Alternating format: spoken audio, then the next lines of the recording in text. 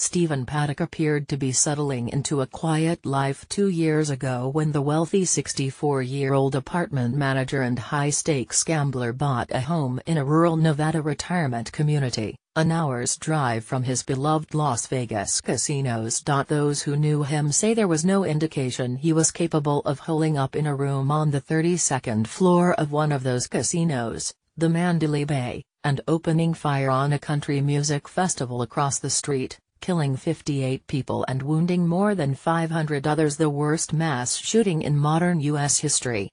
He was a wealthy guy and he liked to play video poker and he liked to go on cruises, the gunman's seemingly baffled brother, Eric Paddock, told reporters from his doorstep in Orlando, Florida, on Monday, the day after the shooting.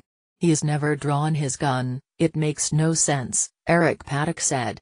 He said he was aware that his brother had a couple of handguns he kept in a safe, perhaps a long rifle, but no automatic weapons. Eric Paddock described the shooter as a peaceful man who moved back to the Red Desert Hills of Nevada partly because gambling is legal in the state and he hated Central Florida's humidity. The two were last in touch in early September, exchanging text messages about power outages after Hurricane Irma slammed into Florida, where their mother still lives.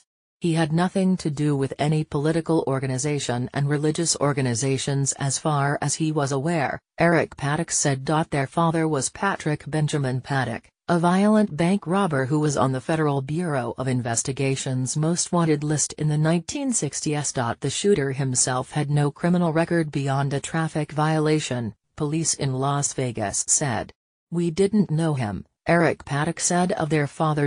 Gambling, itinerant existence. In recent weeks, the gunman made gambling transactions worth tens of thousands of dollars, although it was unclear whether they were wins or losses, NBC News reported, citing unidentified law enforcement officials. Public records point to an itinerant existence across the American West and Southeast, Florida, a few years in California, a few years in other parts of Nevada. Lockheed Martin said that he worked for a predecessor of the company from 1985 to 1988, but offered no other details.